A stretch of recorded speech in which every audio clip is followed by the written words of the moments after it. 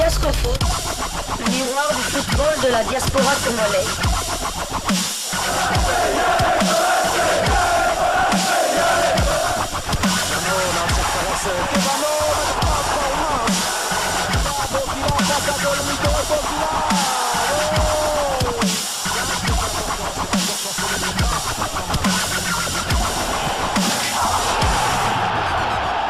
Diascofoot, le miroir du football de la diaspora congolaise.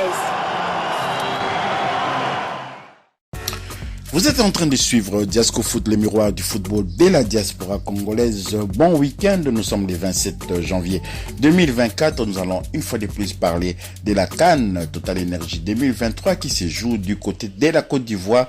La RDC est de retour à San Pedro, la base où vraiment les supporters congolais avaient déjà commencé à prendre leurs habitudes. Nous allons commencer cette première livraison sportive de Diascofoot par des infos quand même, des informations concernant cette rencontre justement qui va opposer très prochainement, donc demain dimanche, la RDC à l'Égypte qui a terminé avec 3 points également, comme la RDC avec 3 matchs nuls. L'Égypte a fait 3 fois 2 buts partout, le premier match 2 buts partout, deuxième match 2 buts partout, troisième match 2 buts partout, et se retrouve donc en huitième de finale opposé à la RDC qui également aussi a fait 3 matchs nuls, sauf que la RDC avait pu gérer les derniers matchs contre la Tanzanie. Quand même, on n'était pas obligé d'aller comme ça, la fleur au fusil, aller comme ça, foncer tête baissée pour essayer absolument de battre la Tanzanie pour satisfaire peut-être les supporters qui étaient venus à s'attendre à un score fleuve, tu vois, les fleuves Congo que nos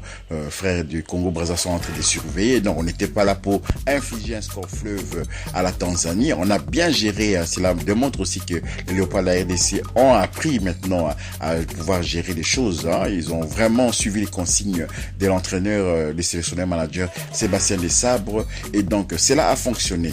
Je vous laisse maintenant suivre quand même les informations récoltées comme ça dans une radio de la place, et nous allons nous retrouver juste après pour poursuivre ce numéro de Diascofoot avec d'autres informations. Suivez et puis nous nous retrouvons tout juste après. CAN Côte d'Ivoire 2023, les Léopards de la RDC vont affronter demain dimanche 28 janvier 2024 les Pharaons d'Égypte en huitième de finale au stade Laurent Pokou de San Pedro. Les Fauves qui ont regagné la ville côtière hier dans la matinée se sont entraînés au lycée professionnel de San Pedro. Détail avec Sylvie Meya, l'un de nos envoyés spéciaux en Côte d'Ivoire. Cela faisait 50 ans que les Léopards de la République démocratique du Congo n'avaient plus battu en phase finale de CAN les Pharaons d'Égypte, leur adversaire en huitième de finale de la 34e édition de la grande messe du football africain. Des chiffres interpellateurs certes, mais également révoltants pour les fauves congolais qui veulent passer ce cap et prolonger leur séjour en terre ivoirienne, même si cela passe par un très grand match face à l'Égypte. Yohan Wissa en est conscient. Mais c'est vrai que j'ai envie de marquer. Cette CAN, on en a marqué 2. On est qualifié. Je pense qu'on a assuré l'essentiel. Maintenant, c'est vrai que c'est le principal. C'est que collectivement, on a atteint un objectif qu'on s'était fixé. Maintenant, il faut continuer et marquer le match décisif. De retour à San Pedro ce vendredi dans la matinée, les hommes de Sébastien Desabre se sont entraînés en début de soirée au lycée professionnel de San Pedro. Une rencontre à aborder avec beaucoup de sérieux, comme face au Lion de l'Atlas du Maroc, estime l'analyste congolais Jean-Ric Oumandé, qui croit en la qualification des Léopards. Ça sera un match difficile pour les deux équipes. Il faut savoir que l'Égypte a eu un parcours mitigé, contrairement à ce que les gens pensaient. Tout le monde prédisait que l'Égypte allait dérouler dans son groupe, mais on a vu que l'Égypte a été accrochée. Même chose pour la RDC, on était moins attendu, mais on a quand même performé sur le terrain, mais seulement ce sont les résultats qui n'ont pas suivi. Donc moi je pense que ce sera un match ouvert. Une rencontre digne des finales pour les Léopards qui doivent rester hermétiques en défense et bonifier leur jeu offensif afin d'éviter de tomber dans les pièges des Égyptiens qui savent endormir leurs adversaires avant de donner les coups fatals.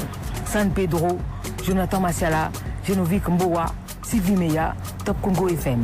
Top Voilà, vous avez suivi Sylvie Mea de Top Congo FM. Félicitations à elle pour le travail abattu. Merci également à Christian de Sakweno qui a mis les moyens pour pouvoir envoyer ces 3 journalistes sportifs que nous sommes habitués d'écouter, c'est-à-dire Genovic Mboa et puis également aussi Jonathan Massiala et Sylvie Mea, notre consoeur. Et donc, vous avez eu des informations concernant justement les préludes de cette rencontre RDC-Égypte. Je ne sais pas si c'est Égypte et RDC, mais en tout cas, les deux pays vont se rencontrer. Nous avons d'autres informations, toujours donc pour cette première livraison sportive de Diasco Foot, concernant notamment le Maroc. Mais tout ça est derrière nous, On savait ce qui allait arriver. La commission d'appel de la CAF a décidé d'annuler la sanction envers les sélectionneurs marocains Walid Regragui. Cela ne nous surprend pas, après avoir entendu les arguments de la Fédération royale marocaine de football et du coach. Il sera donc présent sur les bancs face à l'Afrique du Sud en quart de finale de la CAN Total Energy 2023. Donc voilà, on a complètement oublié son comportement scandaleux quand même. Il était venu interrompre la prière de Chancel Mbemba Mangoulou. Il avait tenu Chancel Mbemba, l'empêchant même d'aller peut-être communier avec ses coéquipiers. Il y avait cette ruée de joueurs marocains vers nos joueurs. Je ne sais pas ce qu'ils allaient faire et qu'est-ce qu'on reproche aux Congolais de ne pas avoir laissé Nesri attaquer Chancel Mbemba dans le couloir des vestiaires. C'est vraiment triste. Voilà, la CAF qui vient une fois de plus au secours du Maroc. Le Maroc a juste fait appel et puis voilà, on annule tout pour lui permettre justement d'être sur le banc contre l'Afrique du Sud. On l'avait un peu sanctionné pour qu'il soit absent contre la Zambie, un match sans conséquence. C'est vraiment lamentable. Donc voilà, nous allons poursuivre notre numéro de Diasco Foot avec d'autres informations concernant toujours cette compétition. Suivez. Après la phase de groupe de cette CAN 2023, la CAF a établi l'équipe type de ces premiers tours. Nous avons le seul Congolais présent, il y a un seul Congolais présent, les latéral gauche Arthur Maswako de Léopard de la RDC, le seul Congolais en effet présent dans l'équipe type de la phase de groupe selon la CAF. Donc voilà, cette équipe type est composée des joueurs suivants. Donc nous avons les gardiens de but Jésus Owono, Jésus Owono de la Guinée équatoriale. Nous avons Achraf Hakimi, le latéral droit du Maroc dans l'axe de la défense. Nous avons Khalidou Koulibaly, le Sénégalais. Naïef Aguerd, le Marocain, qui avait vraiment étalé toute sa classe contre la RDC, notamment en seconde période. Souvenez-vous de ce déboulé phénoménal de Fiston Mayele-Kala sur la gauche, poursuivi par Aguerd, qui l'avait taclé proprement.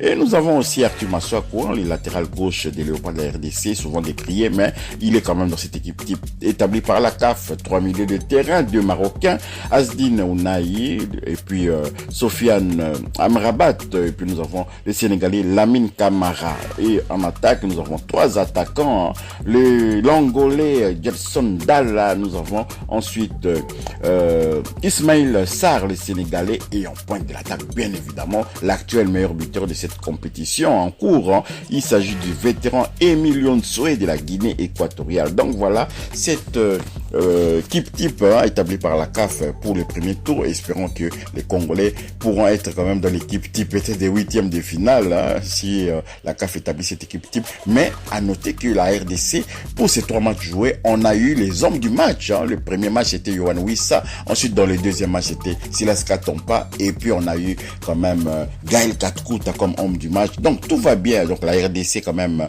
lors de ces 3 matchs nuls a pu sortir quand même 3 hommes du match. Voilà, nous sommes arrivés à la fin de cette première livraison sportive des Diasco Foot du samedi 27 janvier 2024.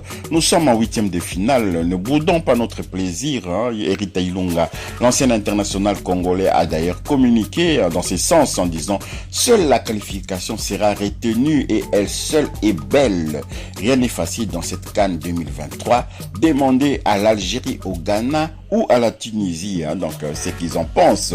Voilà, c'était Herita Ilunga. Et puis, vous savez que les coachs ont été virés. Par exemple, le coach algérien Djamel Belmadi à la grande gueule a été démis de ses fonctions et il se murmure que Zinedine Zidane pourrait le remplacer. Et puis il y a également le coach de la Tunisie qui a lui-même démissionné de son poste car terminé 4e d'un groupe avec la Namibie et tout. Ça faisait un peu désordre. Si vous avez aimé cette première livraison sportive des Diasco Foot, merci de liker, merci de commenter, merci de partager cette vidéo. Merci également de vous abonner pour ceux qui ne sont pas encore abonnés à Diasco Foot. Merci également d'activer la petite cloche de notification qui vous permettra d'être alerté dès qu'on mettra une nouvelle vidéo en ligne. Diasco Foot vous souhaite une fois de plus un bon week-end et vous dit au revoir et à bientôt.